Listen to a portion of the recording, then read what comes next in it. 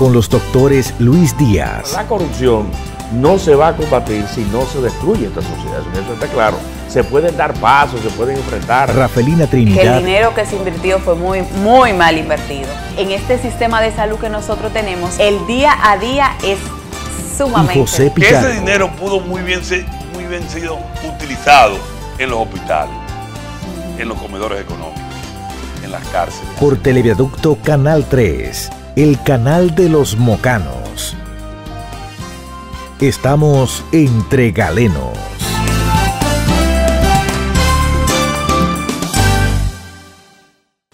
Desde Televiaducto Canal 3, el canal de los mocanos, una nueva entrega semanal de Entre Galenos. Entre Galenos, el programa más completo y diferente de la televisión, su canal abierto al debate para las incertidumbres que en materia de salud individual y colectiva tienen todos y cada uno de ustedes. Miren, amigos televidentes, cosas de médicos van a hacer que el programa de hoy tenga un formato un poco diferente a lo que tenemos programado siempre, porque sucede y viene a ser que el invitado que tenemos esta noche con nosotros es médico. Y ustedes saben que los médicos, sobre todo los médicos que hacen cirugía, médicos que manejan emergencia, no se gobiernan, como lo decimos entre nosotros. Y entonces, el invitado nuestro, que es un profesional destacado, muy conocido aquí en la comunidad, una gran cantidad de pacientes, que nosotros personalmente estimamos mucho porque sabemos la calidad humana de él y su acervo científico. Y los invitamos porque hay un tema que nosotros queremos tratar con él, que yo estoy seguro que le va a interesar a una gran parte, bueno, a una gran parte no, a la gran mayoría de los televidentes de Entre Galenos, sobre todo a las mujeres, y tenemos un núcleo importante de mujeres que nos siguen. Se le ha presentado una emergencia, pero nosotros lo hemos agarrado y le hemos dicho, no, espérate, vamos por lo menos a orientar y hablar sobre un aspecto de su especialidad que es muy importante. Miren, para no dar muchos rodeos y sabiendo ya que hay de fondo esta emergencia que están llamando de la clínica a él, nosotros nos estamos refiriendo, señores, a Abel Santana. Abel Santana, yo no voy a abundar mucho en su currículum, todos lo conocemos, es un destacado ginecostetra con amplio conocimiento en el área de oncología, sobre todo de cervix, de patología de cervix. Y vamos a hablar con él brevemente sobre eso, porque es que lo están llamando y entonces uno sabe el compromiso y lo responsable que es él con sus pacientes, pero lo hemos querido aguantar porque también nosotros más o menos algo de eso sabemos que esa mujer con dolor ahí puede aguantar 15 minutos que a ver nos oriente aquí sobre esto, y sobre todo a ustedes, amigos televidentes, que yo estoy seguro que se van a orientar muy bien con relación a lo que vamos a hablar con él. Primero, buenas noches, Abel, ¿cómo estás? Muy bien, doctor, gracias a Dios, muchas gracias por la invitación. Y de verdad que me siento muy contento de estar aquí ante dos galenos mocanos también demasiado destacados y demasiado buenos en su área, que me inspira sobremanera que sean mis amigos y yo laborar en su clínica.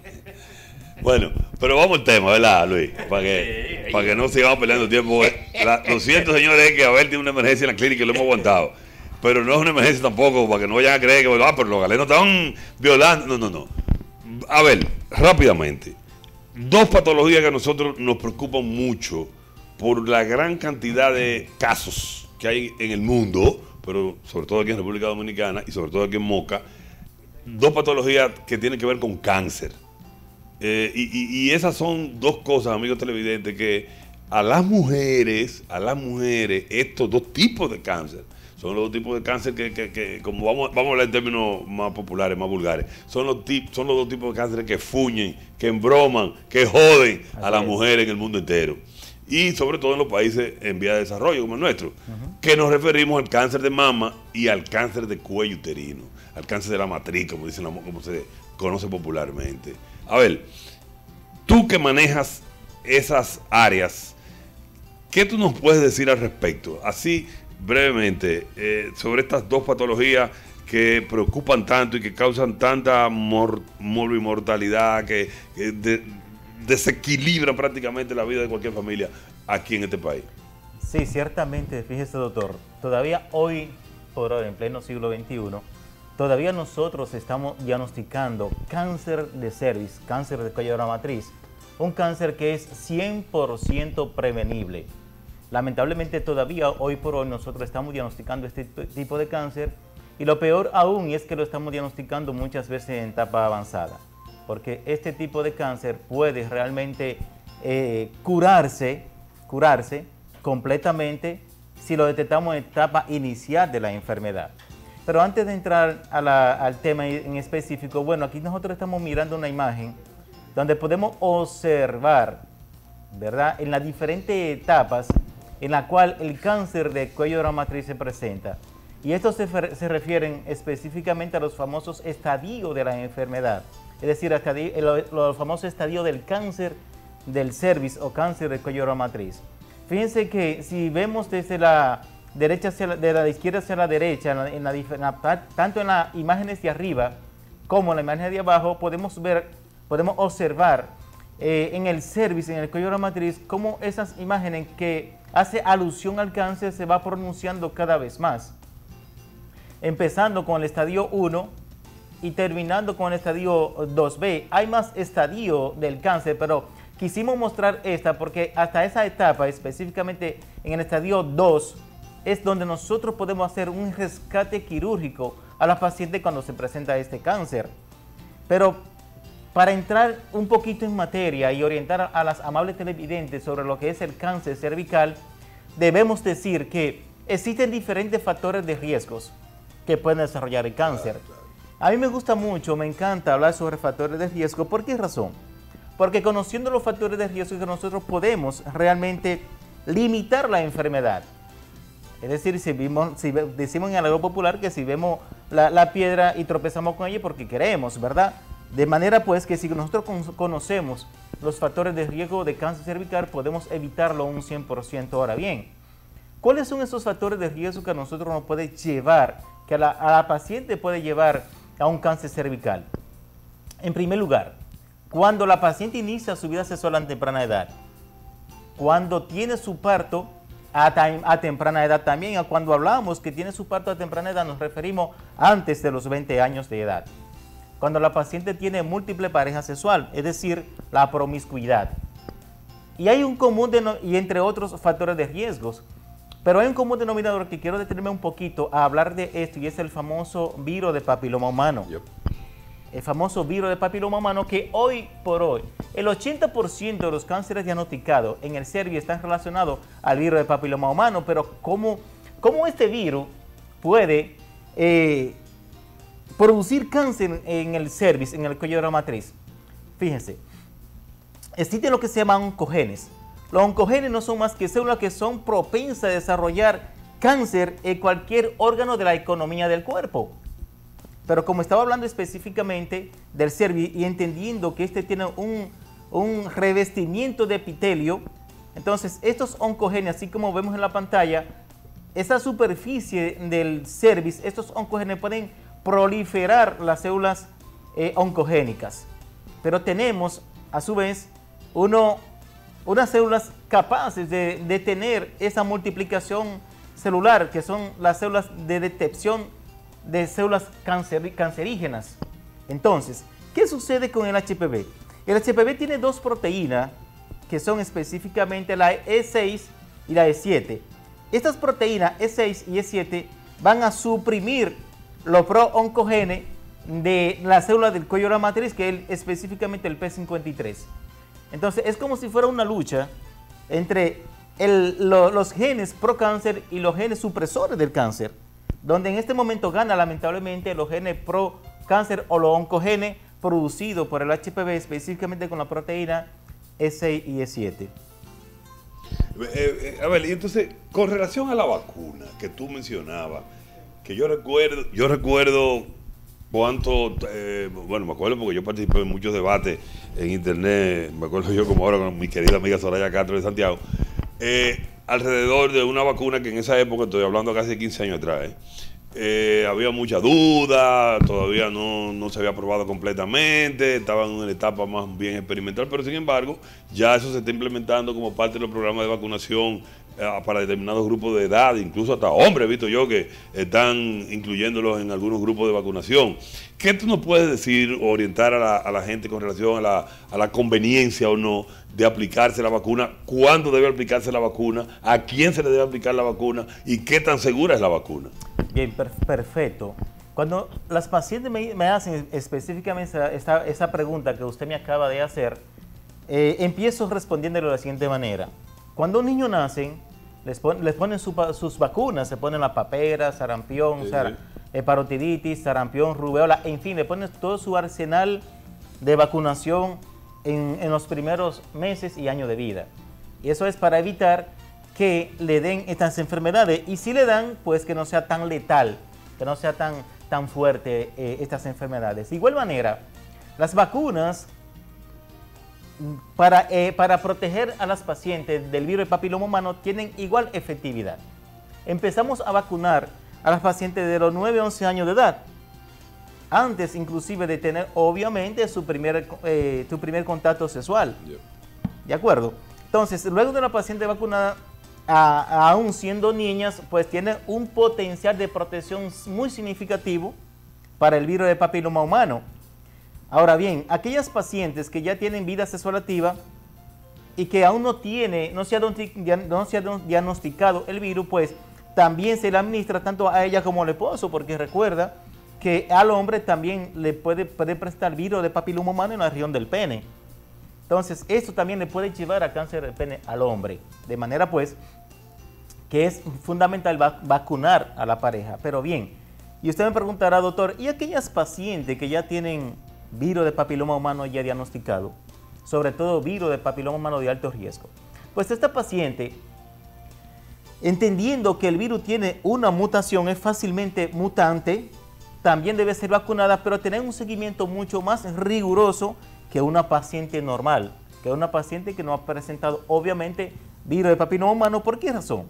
Porque estas pacientes son 7 veces más propensas a desarrollar cáncer cervical que la población en general. Pero bueno, con relación a la vacuna, se ha hablado mucho de que las vacunas existentes actualmente, entonces solamente son algunas cepas, y que hay diferentes cepas del virus del papiloma humano que esta vacuna no lo cubre. ¿Cuál es tu posición? Sí, pero recuerda que, por ejemplo, la vacuna, hay una vacuna que tiene más potencial de protección, que por condición, ¿verdad? Quizá no mencionaría el nombre comercial, tiene realmente un potencial, valga la redundancia, de protección contra los virus de papiloma humano de alto riesgo. Recuerda que este tipo de vacuna ya tiene un potencial de protección muy significativo, muy importante en los virus de papiloma humano de alto riesgo, que son los que tienen el potencial oncogénico para desarrollar cáncer cervical. Porque no todos los virus del papiloma desarrollan cáncer. Recuerda que existen dos tipos de virus, de bajo riesgo y de alto riesgo. Los virus de alto riesgo son los que son responsables de desarrollar las famosas verrugas genitales o los condilomas. O verrugas genitales de otra índole, no solamente los condilomas, porque también pueden desarrollar verrugas vulgar, por ejemplo. Pero existe también el alto riesgo que es el responsable entonces de desarrollar la mutación, como dijimos hace un momentito, de las células normales a células de cáncer. En definitiva, ¿tú recomiendas que los padres vacunen a sus niñas antes de iniciar actividad sexual de 9 a 11 años? ¿Cuántas dosis se Fundamental, administran? se ponen 2 dosis. Se ¿Y ponen la 2 dosis vacuna? para las niñas, pero ya el esquema completo son 3 dosis. ¿Y la vacuna está disponible en el esquema público o hay que comprarla? Porque yo sé que es cara, o era cara por lo menos cuando salió. No, Yo creo que está disponible. no, en la parte pública no está disponible No. aún todavía, solamente en la parte privada. ¿no? Ah, No, Eso es importante, amigos televidentes, este programa que siempre ha abogado por políticas públicas alrededor de todos los problemas de salud. Es decir, salud pública tiene que implicarse en esto, porque este es un problema de salud pública. Es decir, los problemas de cáncer de cervix es un problema de salud pública en el mundo entero. Entonces, tú no vale que estés hablando de que estás invirtiendo en salud, ok, ahora coyunturalmente por el asunto del COVID, pero fuera del COVID, este era un problema que también estaba y va a seguir. Y entonces, las autoridades de salud pública tienen que tener una respuesta ante esto. Pero No puede ser que le dejen eso solamente a los privados, y yo sé que es una fuente importante de ingresos para algunos médicos, pero ese no es el punto. El punto es la población nuestra, sobre todo la población pobre, que no tiene acceso a medicina privada de alta calidad. Eso es un problema. Y también, a ver, brevemente para que te nos refiera a una cosa que era parte también de mi discusión en aquella época. Señores,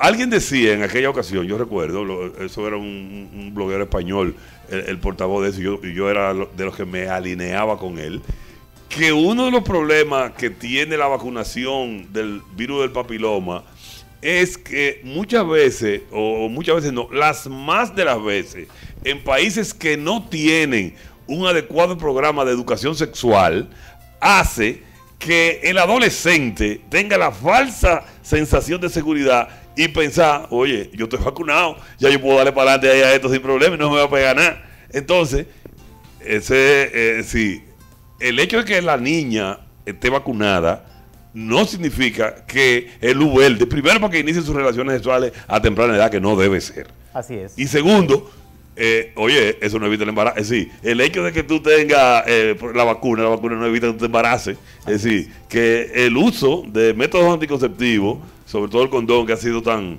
exitoso en eso, no se puede obviar por el hecho de que tú ya te vacunas. Y entonces es un problema el tú darle a los adolescentes, sobre todo a las adolescentes, la falsa sensación de que, bueno, tú estás protegida contra el virus del papiloma. Perfecto, pero ¿y lo otro? Así es.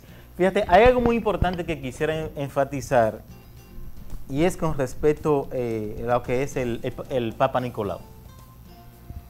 Recordamos que el Papa Nicolau es el principal eslabón para nosotros empezar a estudiar cualquier patología del cervix. Y cuando encontramos entonces un Papa Nicolau anormal, nosotros entonces procedemos a hacer una colposcopía, que es lo que estamos viendo ahora mismo en la pantalla, ¿no? Entonces nosotros a través de ese microscopio que estamos observando el epitelio cervical, y así como se ve la imagen a nivel también de la pantalla, se magnifica por completo esas lesiones, y nosotros podemos inferir para tomar una biopsia dirigida de la lesión que se está presentando en el cuello de la matriz. Pero bien, cuando nosotros tenemos un Papa Nicolau alterado, aquí estamos observando aquí en la pantalla también lo que es los diferentes estadios de cáncer cervical. Fíjate que en la parte de abajo son estadio avanzado del cervix, del cuello de la matriz, donde realmente ya esta paciente no tiene rescate quirúrgico. Sí se puede tratar con quimioterapia y radioterapia, pero lamentablemente no tiene rescate quirúrgico. Entonces, volviendo a lo que es el Papa Nicolau, inferimos que es una prueba muy sugestiva, extremadamente sugestiva. ¿Por qué razón? Fíjate que el Papa Nicolau tiene un falso negativo para neoplasia intraepitelial cervical de hasta un 80%. Y tiene un falso negativo para cáncer propiamente dicho hasta un 60%. ¿Qué significa esto, doctor? ¿Qué significa esto? Qué pena que no tengamos tiempo, pero vamos a hacer un programa de Papa Nicolau. Sí. Excelente. Tú has expresado esa posición. Ay, sí. Y yo te voy a retar. Bien. Vamos a invitar a una patóloga. Bien. Para que hagamos un programa para ti, Papa Nicolau. Pero vamos, sigamos en la prevención. Bueno, eso es importante que se hable de Papa Nicolau. Sí. No, claro. Mira, Luis, una cosa es... Pero no te debías de acuerdo. No, porque claro. yo sé que tú no tienes... Es que te lo voy a decir con propiedad y con experiencia propia. Tú ves. ¿Por qué te digo con experiencia propia? Mira, mi tesis consistió en lo siguiente en el oncológico cuando me gradué de especialista de cáncer. ¿Cuál fue mi tesis? Fue pacientes con Papa Nicolau normales y lesiones intraepiteliales presentes. Es decir, ¿cuáles pacientes yo reclutaba? Aquellas pacientes en las cuales yo veía un cervix macroscópicamente alterado con un Papa Nicolau normal. Yeah. Sorpresa. ¿Cuál fue la sorpresa y la conclusión de esta tesis, doctor? Que aquellas pacientes con Papa Nicolau normales, con lesiones sugestivas o alteración, un cervix sangrante, un cervix hiperémico, un cervix enrojecido. Entonces, el 50% de las pacientes salían con lesión, hasta un 60%, con lesión intraepitelial de bajo grado. Y hasta un 45% de las pacientes salieron con lesiones intraepiteliales de alto grado. ¿Qué significa esto? que es un tema muy maravilloso y te lo voy a prometer que voy a venir, porque hay que hablar de Papá Nicolau y saber cómo nosotros podemos tomar un Papá Nicolau adecuadamente para evitar ese alto índice de falsa negatividad. Porque ese es el primer eslabón que nosotros tenemos para orientar a la paciente que si está presentando o no un cáncer cervical. Bien. Bueno, la verdad que el tema es interesante, porque yo no sé cómo andan las estadísticas acá, o si Abel maneja algo de estadística. A nivel nacional siempre ha habido muchísimos problemas con las estadísticas de cáncer a todos los niveles. No, ya el cáncer cervical realmente ha disminuido drásticamente, inclusive en el oncológico. En lo oncológico ha disminuido dramáticamente y en nuestra práctica, tanto pública como privada, tanto en el hospital como en el Instituto de Cáncer aquí de nosotros, también ha bajado significativamente. Lamentablemente todavía cuando se diagnostica la gran mayoría en etapa avanzada, pero también hemos podido rescatar muchas pacientes en estadio inicial del cáncer, donde se le puede hacer una histerectomía radical y posteriormente de la histerectomía radical ya valoraríamos si la paciente calificaría o no para quimio y radioterapia.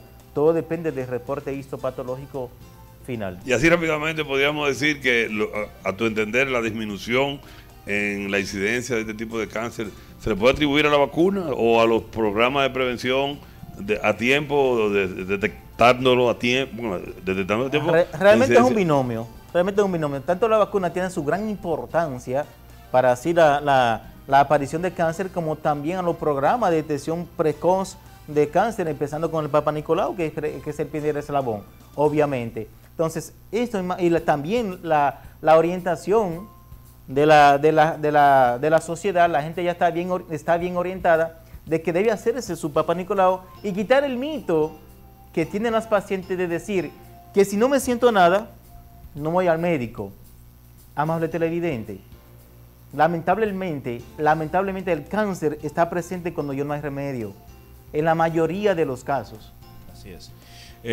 Yo creo que insistir en algo, es un problema de salud pública, porque teniendo ya los medios, el conocimiento científico, aún en nuestro país, un país pobre, vía de desarrollo, como se quiera decir, contamos con los medios para garantizar que una mujer se detecte a tiempo el cáncer cervicouterino, se trate correctamente y aquellos casos avanzados también dar la oportunidad del tratamiento coadyuvante de quimio y de radioterapia. Pero es un problema público por lo último que termina de decir, a ver, todavía tenemos mucha ignorancia, sobre todo en las mujeres que no quieren ir al ginecólogo, que si no es mujer no van, que el marido tampoco se interesa en cultivar esa decisión de ir a chequearse aunque yo no me sienta nada, aunque yo no me tenga flujo. Y es importante ese chequeo por lo menos anual. Y si usted tiene vida sexual activa, pues con mucho más razón, no solamente por el cáncer, que es lo más peligroso, vamos a decirle. Acuérdense que hay una serie de enfermedades de transmisión sexual que se detectan y que el ginecólogo y la ginecóloga puede detectarlo a tiempo. Y eso va de la mano de la educación sexual que tanto hemos hablado aquí. A nuestras niñas hay que hablarle, porque tú lo decías, lo primero que mencionaste fue cuándo le llega la menstruación temprana y cuándo tiene un parto temprano. Entonces, iniciar relaciones sexuales. Las relaciones sexuales tempranas. Y con esta epidemia que hay, porque la verdad que hay una epidemia de niñas de 9, de 10, de 11 años teniendo relaciones y saliendo embarazadas. Entonces, esta educación sexual en las escuelas hay que iniciarla. Tener sexo es bueno, es parte de la vida y tenemos que tenerlo, pero tenemos que desarrollar un sexo responsable y es responsabilidad de nosotros como padres, pero sobre todo del Estado, del Estado a través de esa educación, que es lo fundamental, esa educación que garantice el crear la conciencia en nuestras niñas para evitar cualquier problema. Yo tengo una teoría, y no sé si ustedes como médico muy estudioso y con un juicio bien amplio de críticas, como son ustedes dos, pero yo tengo una teoría que la voy a sostener hasta que esté ejerciendo la medicina. ¿Y cuál sería? La siguiente. Todos los ginecólogos saben hacer una buena colposcopía, todos. Si cambiamos, oiga lo que le voy a decir, doctor, si cambiamos el Papá Nicolau por una colposcopía cada 3 años, no habrá cáncer cervical. Yo estoy de acuerdo contigo. No hay cáncer cervical, doctor. ¿Por qué razón? Por lo que acabamos de decir. La paciente se hace un Papá Nicolau, sale normal, pero tiene una lesión intraepitelial cervical que futuramente le puede convertir en un cáncer. La paciente se va para su casa, estoy normal, tranquila y contenta, porque obviamente el ginecológico que estaba normal con muchas razones. No es, obviamente, nada de injerencia del ginecólogo porque está viendo un resultado y por ende le da su reporte, ¿verdad? A ver, antes de irte, un congelado, sana, quita el cáncer, ustedes lo hacen para estar. Déjame terminar la idea, entonces, para no quedar congelado. Entonces, si cambiamos la colposcopía mínimo cada 3 años, mínimo, por un Papa Nicolau, que va a ser cada año, dicho sea de paso, puede salir más barato a salud pública una colposcopía cada 3 años, es más, una colposcopía cada 4 años, le sale más barato que un Papa Nicolau cada año. Y con la pregunta que el doctor me hace con respecto al congelado, fíjese, doctor Díaz y doctor Pichardo, en mi formación como oncólogo, lo que es la crioterapia para el manejo de la neoplasia intraepitelial cervical específicamente, yo empecé mi especialidad en el 2003 y ya tenía ya más de 25 años que el crío estaba guardado. Sí, doctor. Hacía más de 25 años que el crío estaba guardado. Yo empecé mi especialidad en el 2003. Ojo, eso es para tratar la neoplasia intraepitelial cervical. El crío tiene su indicación. Tiene su indicación, pero tiene su indicación muy específica y muy limitada. ¿Cuándo se hace un crío? Cuando se hace una colposcopía donde no hay una lesión intraepitelial cervical, donde hay solamente una cervicitis crónica, que se ve un cervix bien esfoliado, un cervix muy sangrante. En esa parte específica está indicada hacer una criocauterización del cervix. Pero para tratar a nuestro amable colega la neoplasia intraepitelial cervical, mejor vamos a hacer un cono, aunque sea una neoplasia intraepitelial de bajo grado. Bueno, señores, la verdad que ha sido una gran satisfacción para mí personalmente y ustedes, amigos televidentes, que han estado siguiendo esta intervención del doctor Abel Santana. Lo que pasa es que Abel tiene una emergencia. Nosotros vamos a hacer la primera pausa del programa, pero entonces cuando retornemos ya él no va a estar con nosotros. Nosotros sabemos la responsabilidad que él tiene con sus pacientes. Estoy seguro que la paciente ahora mismo tiene que estar desesperada esperándolo a él allá en el instituto. Y entonces nosotros no le vamos a quitar más tiempo, le vamos a agradecer, sí, el que nos haya cedido parte de este tiempo, porque ya estaba con la presión de la emergencia que lo están llamando y uno sabe la responsabilidad que tiene uno con los pacientes. Abel, gracias por estar con nosotros. Has introducido un tema que hay que darle continuidad. Hay unas polémicas ahí que tenemos que aclarar. Y además tenemos que hablar de cáncer de mama. Entonces te vamos a comprometer para que en una próxima oportunidad, ya coordinaremos, vas a estar con nosotros acá y entonces podremos hablar ampliamente sobre estos temas. Gracias por estar con nosotros. Amén. Y espero que salga bien tu emergencia y que todo salga bien esta noche. Bueno, nosotros retornamos, amigos, después de la pausa.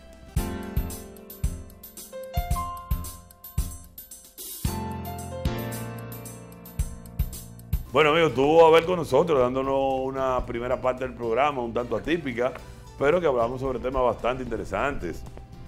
Y eso hubo que entonces variar el formato habitual del programa, y entonces ahora pues vamos a retomar las secciones anteriores que no pudieron ser realizadas porque Abel tenía la emergencia y hubo que darle prioridad a la intervención de Abel hablando sobre el interesante tema del cáncer del cuello uterino. Bueno, pero vamos a la sección fija de nosotros, señores. Vámonos con Laura. Vamos a Laura.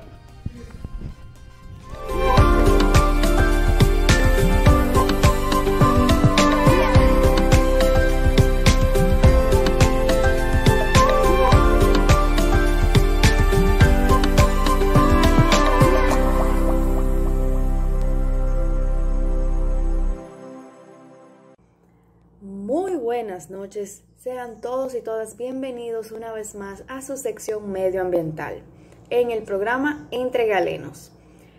El día de hoy traigo un tema que a mí me fascina y es el de los humedales.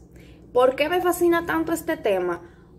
Porque es que los humedales yo los veo como la base de todo, porque es que nos dan vida, nos dan agua, nos dan ese hábitat para todas esas especies.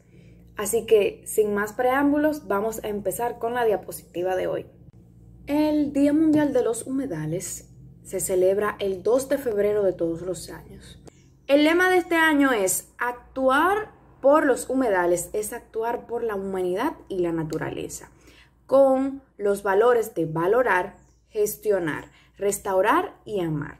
Así que vamos a continuar. Primero que todo, ¿qué es un humedal? Un humedal no es más que una amplia gama de hábitats como pantanos, llanuras inundables, ríos, lagos, arroyos, áreas costeras en la que se incluyen los manglares, los arrecifes de coral y otras áreas marinas. Este Día de los Humedales se celebra para llamar la atención, para que se tome acción a favor de los humedales y dejen de estar degradándose.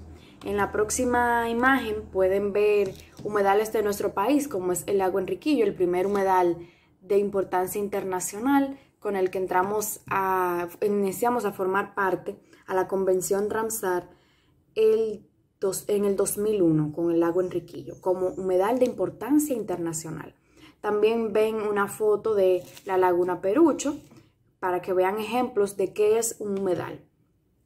Los humedales son ecosistemas biodiversos y esenciales. En la actualidad, los humedales abarcan aproximadamente el 6% de la superficie del planeta. Y hay diferentes tipos de humedales. Hay humedales de agua dulce, como son los ríos, los lagos, los estanques, la llanura, de que se inundan cuando llueve mucho, las turberas, los marismas y los pantanos. Hay humedales de agua salada, como los estuarios, los marismas también, manglares, lagunas, arrecifes de coral, etcétera, etcétera. Y humedales artificiales como los estanques piscícolas, los arrozales, embalses y las salinas. ¿Qué pasa? Que los humedales se están disminuyendo, los humedales naturales se están disminuyendo. Se predice que a partir del 1970 se han perdido el 35% de los humedales. En el mundo se han perdido. Están desapareciendo 3 veces más rápido que los bosques.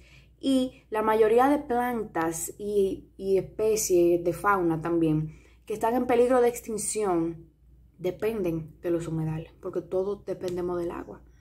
De forma general, el bienestar humano depende de los humedales. Factores que impulsan a la degradación de estos humedales, bueno, el drenaje y relleno. Drenan los humedales, le quitan el agua y los rellenan para hacer construcciones y otras cosas, lo cual lo veo un poco ilógico, pero bueno, así es el ser humano. También la extracción excesiva de agua. El agua no es infinita, el agua no es un recurso infinito, el agua se acaba. También la contaminación, obviamente, la pesca excesiva y el cambio climático, que obviamente afecta de forma general a todos los ecosistemas del mundo. Ven acá otra foto de humedales de nuestro país, como son manglares Estero Balsa y humedales de Jaragua. La pérdida de los humedales afecta a las personas del planeta, afecta a la seguridad del agua, porque casi toda nuestra agua depende de los humedales. También, sin esta agua que nos proporcionan los humedales, mucha gente se queda sin agua potable. Como ven el dato aquí, hay 2.200 millones de personas que no tienen agua potable y 485.000 de ellas mueren cada año. Entonces, esta inseguridad del agua se debe a que poco a poco las fuentes que nos proporcionan agua de forma natural, nosotros la estamos acabando. Por eso el bienestar humano es primordial. Si queremos conservar el bienestar humano, es primordial conservar los humedales. También la cultura, porque los humedales ofrecen espacio para la recreación, para el ecoturismo. También los humedales sirven para la regulación del clima, porque son defensas naturales que nos ayudan a hacer frente al cambio climático y sus repercusiones, ya que los humedales secuestran todo ese dióxido de carbono que nosotros producimos de más. También el 40% de las especies de plantas y animales en el mundo vive o se reproduce en los humedales. Los humedales albergan aproximadamente el 30% de las especies conocidas de peces. También los humedales absorben esa agua para que no se ocasionen inundaciones y vierten nutrientes en los ríos y arroyos. Entonces, por eso y muchas otras cosas más, especialmente lo de que nos proporcionan agua, son defensas naturales contra el cambio climático y sus repercusiones, dígase las inundaciones. y la sequía, porque nos dan agua, vuelvo y menciono. Por eso es que nosotros tenemos que conservar los humedales. Imagínense. Y ya para ir finalizando, otra foto de humedales de nuestro país, como son los humedales de Los Amas, aquí en Santo Domingo, y la Laguna Cabral o Rincón. 3 medidas para revertir la pérdida de los humedales. 3 acciones de respuesta. Valorar los humedales y sus múltiples beneficios y soluciones basadas en la naturaleza. Gestionar los humedales con inteligencia y utilizarlo de forma sostenible para conservarlos. Y restaurar los humedales para revivir la biodiversidad y la vida. Los humedales que ya están degradados hay que restaurarlos. Y bueno, además de eso, aquí les traigo una última foto sobre humedales de nuestro país, que es los humedales de Nigua y los humedales del Bajo Yuna. Espero que con esta diapositiva hayan podido comprender un poco de lo que es la importancia de los humedales y por qué debemos cuidarlos y preservarlos. Así que en esta ocasión ya es todo por hoy y espero que les haya gustado y hayan aprendido mucho con esta cápsula. Bye bye.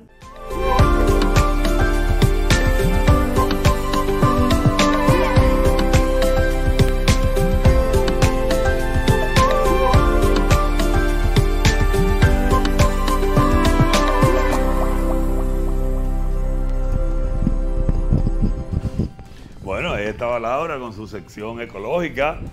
Nuevamente la envió por video. Parece que ha tenido algunos compromisos con sus trabajos, pero esperamos verla pronto por aquí nuevamente en vivo. Bueno, un tema interesante ese de los humedales.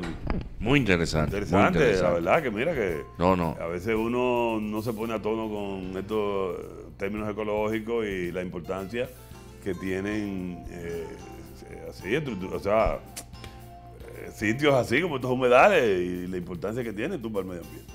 Así es, y sobre todo la idea con estas cápsulas, esta integración de Laura, es que cada día adquiramos adquirir el mayor compromiso de proteger nuestro medio ambiente y de cuidar, y cuando veamos situaciones que lesionen al medio ambiente, pues denunciarla, porque esa es nuestra responsabilidad. Bien, señores, miren, así rápidamente, la sección que tiene que ver con el COVID-19 que nosotros siempre mantenemos acá, recordarles que en esta semana John Hopkins, antes de venir para acá, en el reporte de las 4:20, ahí ustedes ven 392 millones de casos en el mundo, 5.730.000 muertes, mucha gente muerta por el COVID, y se han aplicado alrededor de 10.000 millones de dosis de vacunas. Eso es mucho, pero ustedes saben, como hemos dicho ya, que eso es muy cementado, que los países desarrollados han prácticamente acaparado la mayoría de estas vacunas, y hay una amplia gama de la población mundial todavía que no ha recibido ni siquiera un porcentaje significativo de su población vacunas. Y eso va a dar origen a variantes. Ya vieron ustedes lo que pasó con Omicron, y olvídense que van a llegar más variantes, que sean menores, agresivas, eso esperamos que ojalá sigan la ruta de Omicron, pero eso no lo puede saber nadie. Entonces lo que hay que seguir vacunando, señores, eso es lo que hay que seguir vacunando, eso uno no se va a cansar de decir eso. Por suerte en el país ya ha bajado la ola esta que hubo final de año, pero hay que esperar algún repunte ahora con todas estas manifestaciones de Serie del Caribe, de todos estos conciertos ya como que aquí no está pasando nada, en fin. Esto, ustedes saben, amigos televidentes, es un asunto de estar arriba de esto. Esto definitivamente ha llegado para durar un tiempo si nosotros no somos capaces de hacer lo que hay que hacer. Las cifras de arriba fueron las de la semana pasada, las del mundo, las de República Dominicana son las de esta semana. 560.000 casos, 4.319 muertos, 4 nuevos en el último reporte. No, ahora, en el reporte de hoy, 4 muertos. Y definitivamente, como decíamos la semana pasada, oye, Omicron, a pesar de ser más suave, ahora mismo en Estados Unidos están registrando más muertes que nunca. Porque es que está afectando a más gente. Entonces, al afectar a más gente, va a llegar un momento que va a afectar a gente con alguna comorbilidad importante, y eso lo va a matar. Ahora mismo nos enteramos de la muerte de un compañero médico en Santo Domingo, también de COVID, con comorbilidad. era un trasplantado renal. Pero entonces, este muchacho de aquí, hombre, cuánto dolor. Luciano, lo de Luciano, hombre, sí. eso a mí personalmente me tocó mucho porque era el que atendía a los animales de mi casa. Una persona tuve afable, relación amable, muy cercana con él así, perfil, un tipo muy amable, exacto, muy servicial. Muy servicial. La verdad que entonces yo me estuve enterando a través de familiares cercanos a él cómo fue el asunto. Uno sabe lo que significa estos encierros y él estaba cansado ya del encierro, se fue a trabajar y tú sabes cómo es eso, sí, lamentablemente un muy paciente lamentable. trasplantado, señores, es un paciente inmunosuprimido porque es que tiene que tomar medicamentos para evitar el rechazo y ya eso lo pone en un alto riesgo. Tú puedes tener 4, 5, 6, 7 vacunas, todas las vacunas y eso te pone en un riesgo tremendo. Eso fue con lo que pasó con el secretario de salud, con el funesto Colin Powell, aquel que murió y que la gente decían, pero estaba vacunado y mira, murió. Que yo, bueno, pero murió porque tiene un mieloma múltiple. Y con un mieloma múltiple no hay forma. Es decir que definitivamente amigo, hay que seguir insistiendo en que estas medidas de restricción, ponle lo de la mascarilla, distanciamiento, hay que seguir insistiendo con eso porque si no, amigos televidentes, esto va a seguir cobrando gente, va a seguir cobrando vida, lamentablemente, hasta que no podamos conseguir la famosa inmunidad de rebaño, que no sabemos ahora cuándo será eso, no lo sabemos, ojalá que sea rápido. Pero no lo sabemos porque eso significa que una amplia gama de la población tiene que estar vacunada o que le haya dado el virus y haya desarrollado su inmunidad. Y eso lamentablemente no lo sabemos. Así las cosas. Bueno, señores, vamos a tiempo de ocio. Ya para terminar. Yo no quería terminarlo antes del tiempo de ocio. Y es lástima que yo no pudiera encontrar un adorno, una ilustración que uno siempre pone a todos los temas que uno habla aquí. Pero oye, qué indigno este presidente que nosotros tenemos. Qué indigno Luis Abinader, que es capaz de darle la nacionalidad dominicana a una crápula como Felipe González. Oye, Felipe González, los PRDistas podrán tener su agradecimiento. Óigame, en el 78 a Balaguer no lo sacó el PRD. En el 78 a Balaguer no lo sacó el PRD. En el 78 a Balaguer lo sacamos todo. Es decir, lo sacamos todo aquello, y me incluyo yo que tenía 20 años en esa época, entre lo que dimos en la calle, yo que era un universitario de casco caliente, como le decían, todo lo que teníamos que dar para conseguir la democracia real, o bueno, una democracia que se aproximara más a los deseos del pueblo dominicano en esa época. El PRD fue quien canalizó eso, y lógicamente todo lo que el PRD pudo haber hecho en aquella época, con sus famosos liberales de Washington, con Felipe González, con Willy Brandt, con todo lo demás, ok, perfecto, es parte de la coyuntura que había, pero ya, después de ahí, ¿quién ha sido Felipe González? Oye, Felipe González, si van a España, usted va a encontrar un expediente donde están desde los grapos hasta aquellos grupos paramilitares que tenía Felipe González financiando para enfrentar a ETA. Sí. ¿Oíste? Que era ilegal, a todas luces ilegal. Felipe González ahora mismo ha sido de los principales propulsores del golpe de Estado en Venezuela. Sí, ¿oíste? Sí. Cuando lo dieron en el 2002. Sí. ¿Oíste? Y ha sido el artífice de la política norteamericana, del apoyo a la política norteamericana contra los regímenes democráticos de América Latina, como fue el caso de Bolivia, como fue el caso de Venezuela, como fue el caso de Nicaragua y como ha sido el caso de Cuba. Es decir, y a ese tipo es que Luis Abinader le da una nacionalidad dominicana privilegiada. No, eso es una escoria, para mí una basura. Así es, un ladrón, un inmoral, un servil de los peores intereses de mundiales. Eso es Felipe González. Bien, amigos televidentes, vamos entonces rápidamente a tiempo de ocio. Pongámosle nombre y color al tiempo libre. Entre galenos, hagamos este tiempo de ocio. Bueno, amigos televidentes, para tiempo de ocio en esta semana tenemos unos regalos que volvemos a decirle, pienso que le va a gustar a la gente que sigue esta sección. Lo primero es que le vamos a dar un pendrive de 32 GB, es para que usted pueda almacenar y trasladar los datos, aparte de la película que le vamos a dar, usted puede personalmente utilizarlo para trasladar datos que le interesen a usted personalmente. Entonces eso es lo primero, un pendrive de 32 GB. Y lo otro es entonces lo que le vamos a regalar. Primer regalo, como siempre, lectura. Una novela breve, una novela de aventuras, se llama Torre de Papel, de Thomas Hardy, un escritor inglés de la época victoriana.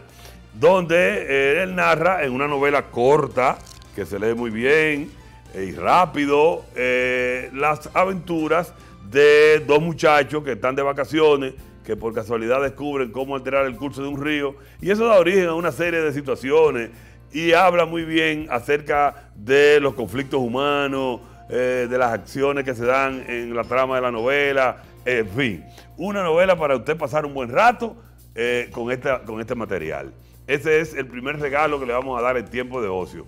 Torre de Papel, nuestras hazañas en la cueva del novelista inglés Thomas Hardy. Primer regalo. Entonces, para las películas, miren, a propósito de este problema que hay en Ucrania y Rusia, nosotros le vamos a dar hoy unas películas que tienen que ver con lo que fue la invasión alemana. Oigan bien, la invasión alemana a la Unión Soviética. Una invasión que, como todos ustedes saben, produjo alrededor de 20 millones de muertos. Los soviéticos y ahora los rusos, que son sus herederos, saben muy bien lo que es la guerra. Y por eso es que están evitando esa guerra de Ucrania, pero también le están mandando el mensaje a los Estados Unidos y sus aliados de que, oye, no nos van a agarrar fuera de base como nos agarraron los alemanes. No nos van a agarrar fuera de base como nos agarraron los alemanes. Entonces, miren, en estas películas que le vamos a dar hoy, es precisamente enfocado en ese conflicto. Miren, la primera película esa que está ahí, Stalingrado. Stalingrado fue la batalla que dicen definió la Segunda Guerra Mundial, porque los alemanes intentaron tomar una ciudad que tenía el nombre de quien gobernaba Rusia en esa época y que para ellos tenía un gran valor moral, no tanto estratégico, sino moral. Decirle, oye, lo vamos a derrotar en Stalingrado y cuando le derrotemos en Stalingrado ya va a caer Rusia, porque ahí van a perder la moral ellos. Bueno, pues en esa película, que es una película hecha por un alemán, por cierto, esa es una película hecha por un alemán, es decir, la visión de un alemán alrededor de lo que pasaba en Stalingrado, y es una tremenda película de 1993. Esa es una película que hay que ver porque fue una de las batallas más brutales de la Segunda Guerra Mundial, la batalla de Stalingrado. Esa es una muy buena película, esa es la primera película que le vamos a dar. La segunda película que le vamos a dar es La Fortaleza de Brest. En esa película, La Fortaleza de Brest, que fue hecha por un soviético, narra cómo inició la invasión alemana a la Unión Soviética. Es decir, cómo ellos agarraron a los soviéticos desprevenidos, y es precisamente lo que los rusos no quieren que le hagan ahora. Entonces, esa es una película excelente, es una película brillante, una película conmovedora, una película que usted tiene que ver al que le gusta el cine, porque señala ahí cómo los habitantes de Brest, una región de Bielorrusia, fueron atacados misericordiamente por los alemanes cuando ellos menos lo estaban esperando. Ellos lo menos estaban esperando era la invasión alemana porque había un pacto firmado anteriormente. Bueno, pues esa es la película La Fortaleza de Brest, otra de las que le vamos a dar esta noche a propósito de ese conflicto de Rusia y Ucrania. La tercera película que le vamos a dar es La Balada del Soldado. La Balada del Soldado es también una película rusa y en ella van a ver la vida de un soldado en ese conflicto. Todo lo que ese soldado quiere, sus relaciones familiares, y cómo vive un soldado del pueblo, de un pueblo pequeño de Rusia, ese hecho tan desgarrador como es la guerra. Entonces esa es la tercera película que le vamos a dar. Y la última película que le vamos a dar también es Asesino al Acecho. El enemigo al acecho. El enemigo al acecho. Esa es muy conocida. Esa es de Jean-Jacques Annaud, un francés, con Jude Law, Joseph Fiennes y este muchacho es Harry, que hace muy buena labor como encarnando un francotirador alemán. Esa es una película sobre la Segunda Guerra Mundial también, donde se enfrentan los soviéticos simbolizados por un francotirador que lo personifica Jude Law, y los alemanes con otro francotirador que lo personifica Harry. Una tremenda película, una película muy buena, que ha sido muy vista porque es muy occidental, pero esa no es rusa, esa es francesa, pero es muy buena película. Es muy buena película y nosotros creo que al que le gusta este tipo de cine, y para que ustedes vean la crueldad de la guerra, que es lo que precisamente se está vislumbrando ahora entre Rusia y Ucrania, y que uno quisiera que se evite, y ojalá que se evite, reflejan estas películas. Así que ahí tienen ustedes cuatro películas que tienen que ver con el drama de la guerra y cómo los alemanes en esa época sorprendieron a Rusia con una invasión que ellos no esperaban. Y eso ahora los rusos no están en eso con Ucrania. Eso por un lado. Y como música al final, entonces, amigos televidentes, le vamos a dar un CD que tiene Sonia Canta, Poetas de la Patria, unas canciones que Sonia Silvestre musicalizó de poetas dominicanos a propósito del mes de la patria este febrero.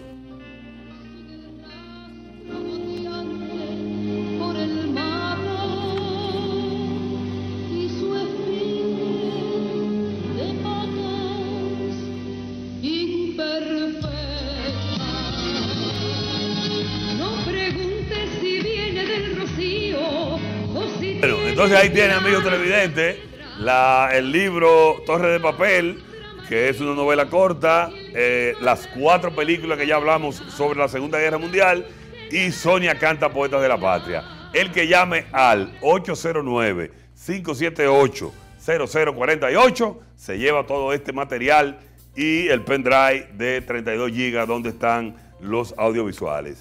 809-578-0048 para que se lleven todos estos regalos que tenemos para ustedes en tiempo de ocio. Bueno, el eficiente Joan ya está aquí y trae al ganador o ganadora. Y aquí tenemos que Miguel Jorge de Villa Esmeralda en Jardines del Sur, Moca. Bueno, Miguel, sí, Miguel este año no había ganado, siempre el año pasado, sí. Bueno, a Miguel lo felicitamos. Miguel siempre está entre galenos, gracias a Miguel por estar con nosotros siempre. Vamos a hacerte llegar estos premios a ti para que lo disfrutes. Yo sé que tú lo disfrutas mucho allá en tu casa, tú y tu familia. Y gracias por estar con nosotros. A todos ustedes, amigos televidentes, también, gracias por la sintonía. El próximo sábado a partir de las 7 nos vemos en otro programa Entre Galenos.